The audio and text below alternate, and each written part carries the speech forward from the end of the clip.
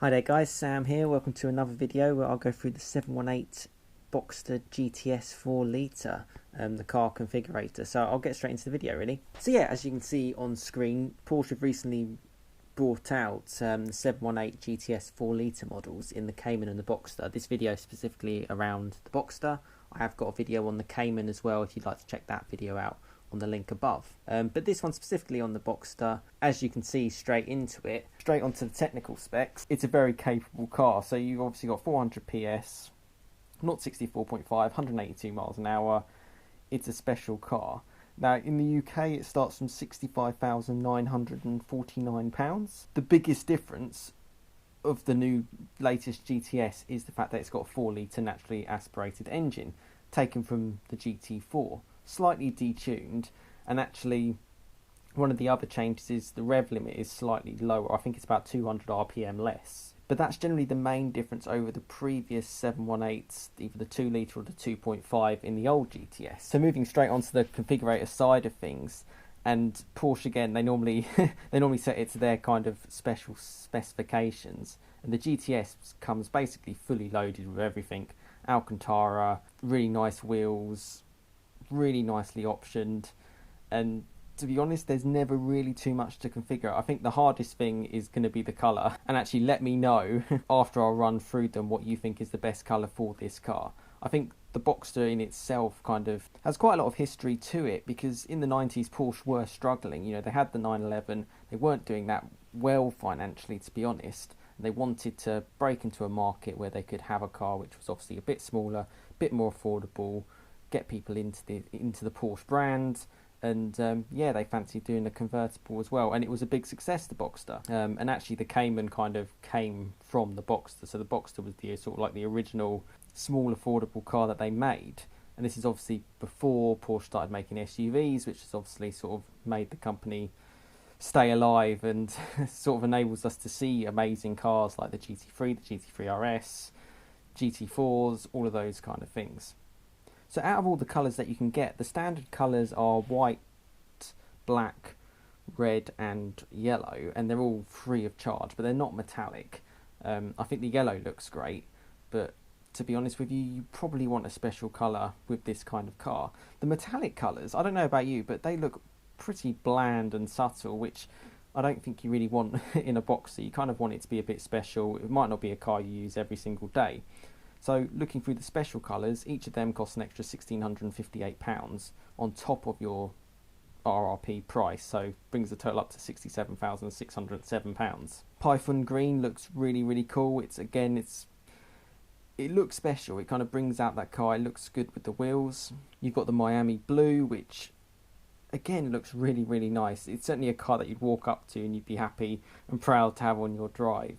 You've also got the lava orange, just shown there from behind. I think, again, another special colour. It's a special type of car. It's got the right engine, it's got the right looks, it's got the right performance. You know, it's a fully kind of spec'd up car. Okay, it's not GT4 levels, but it's good enough, particularly for the road. I think this is where the sweet spot is, as I kind of felt with the Cayman as well. You've also got the Carmine Red shown there. Again, a little bit more special than the standard sort of red that you get. And even the Crayon looks good. I think it kind of goes back to a bit more Porsche kind of heritage kind of colours there. But yeah, let me know in the top description, out of those special colours, which one would you prefer and would you spec on your 718 Boxster GTS? I'll actually leave it though on the yellow. You know, it's a standard kind of flat colour, but it actually works quite well with the blacks actually. Moving on to the wheels, so as standard you get 20-inch 718 sport wheels. These are painted in satin black, so nice and simple. The only updated ones are actually sort of like the Turbo S wheels. That it doesn't look as good. I think you've just got to go with what is standard on this car. I've seen some GTSs and GT4s, and you can get sort of like colour-coded interiors as well. I don't think that looks so great, particularly if you're spending quite a bit of time in the car.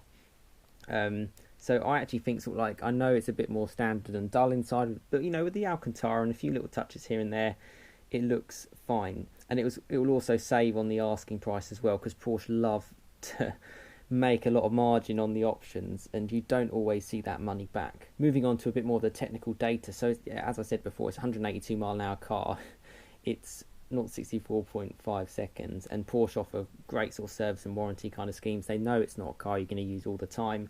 You know, 2 years for a main service interval is quite good, 20,000 miles, 3-year warranty.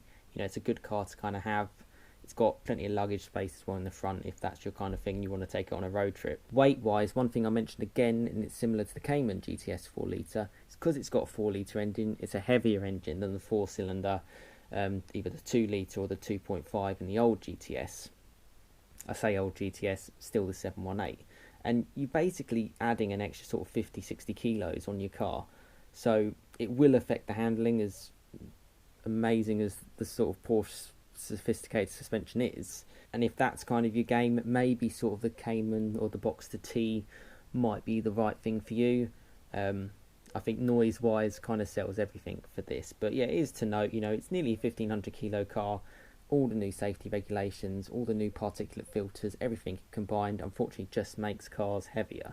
And it's something that I'm going to have to get used to, and it's certainly something that I'm going to have to consider. I currently own a Golf R, as you may or may not have seen on my channel. I've got plenty of videos on that.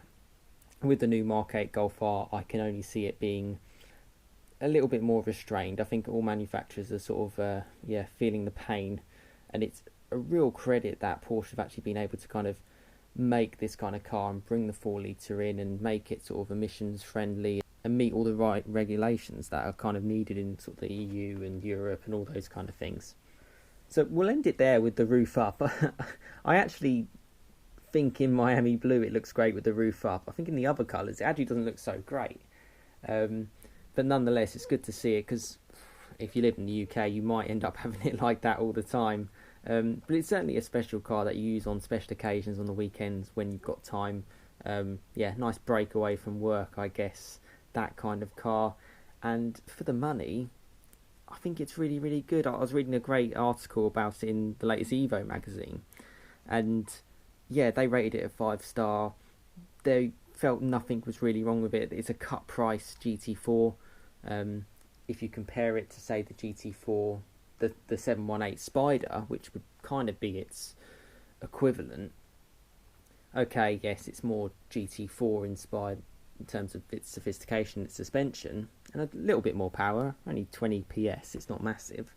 And you get this certain different looks, as you can see from behind there.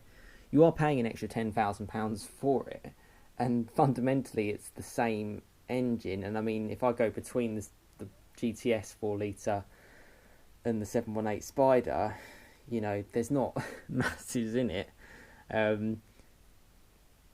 Other than the price, I mean, alternatively, you can say the Spider's going to be more collectible, more desirable. They are harder to find. I don't know how easy it is to get it from Porsche. I think the GTS would probably be more easy to purchase at this time. It's only just recently come out. We're in late February 2020. But it is definitely a cut price GT4, and it's a fantastic car. I've always liked the looks of the 718. I've always preferred the engine of the 981, which I'm sure a lot of other people have as well.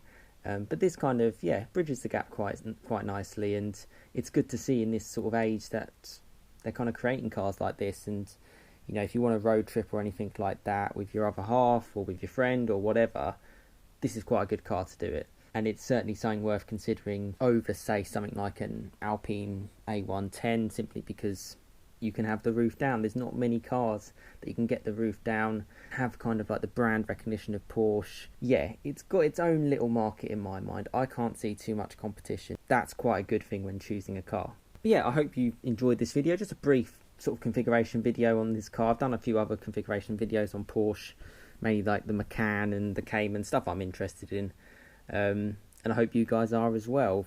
Fundamentally, the channel of mine is kind of around my Golf R. I've had that for a couple of years now. I've done quite a lot of videos on it. I do a little bit of fast forward content and a little bit of Porsche content as well. And I'd really appreciate your support if you subscribe and be a part of the channel. But yeah, thanks very much for watching. Let me know what you think about the 718 Boxster GTS 4-litre in the comments below. Another cool car by Porsche, who are on a little bit of a roll actually, I think. And it seems, to be honest, the next generation of Boxster and Cayman are going to be fully electric. So this is literally the last of the last. So yeah, could be quite a collector's item if that's your thing as well. But yeah, thanks very much for watching. Please give this video a like if you've enjoyed it, and subscribe for more content, mainly on my Golf R, as I've said. Yeah, have a great rest of your day, but thanks for watching. Cheers, guys.